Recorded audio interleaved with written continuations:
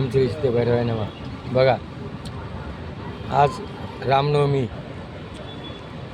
आता आपण काय म्हणतो, पापाचा बाप कोण? लोभ. या लोभामुळं महाभारत घडलं, रामायण घडलं. आणि ही जी अंधश्रद्धा आहे, या अंधश्रद्धा याची जननी आणि बाप कोण आहे? लोभ आणि माया.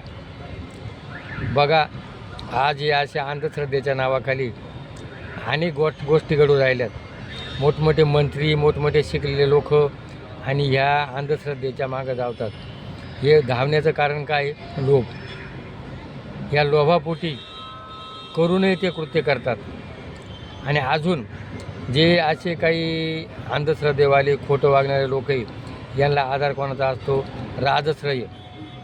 राजश्रय म्हणजे मोठ्या सत्ताधारी किंवा मोठमोठ्या श्रीमंत लोकांनी ज्या वेळेला त्यांना आधार दिला जातो, त्यावेळेला ते अजून मोठमोठे पैशावाले होतात आणि एक दिवस संपून जातात. बघा, आजपर्यंत अनेक असे लोकांना लुबाडणारे लोक आणि त्यांच्या मागं मोठमोठे सत्तेवाले आणि महिला वर्ग धावले आणि त्यांनी लोकांना लुबाडलं आणि ते लुबाडले गेले आणि लोकही लुबाडले गेले.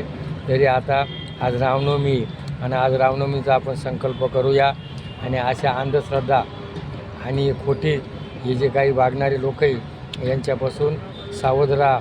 आणि खरा देव काय आहे? देव आत्माराम. देव आपल्या हृदयात आहे, देव आपल्या आईबापात आहे, देव हा निसर्गात आहे, सूर्य चंद्र हवा पाणी, आणि देव हा प्राणी मात्रात आहे. कष्ट करा, काम करा, फुकट घेऊ नका, फुकट देऊ नका.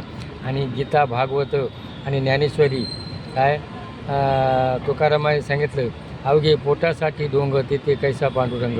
हे पोटासाठी मोठमोठे बाबा, साधू लोकांना लुबडतात आणि लोकांना लुटलं जातात. म्हणून गीतेचा दुसरा अध्याय बघा, जीवनात सुख येणारे, दुःख येणारे. सुख आलं तरी माजू नको, दुःख आलं तरी भिवू नको. आणि गीतेचा अध्याय वाचा आणि जीवनामध्ये सुख समाधान राहा.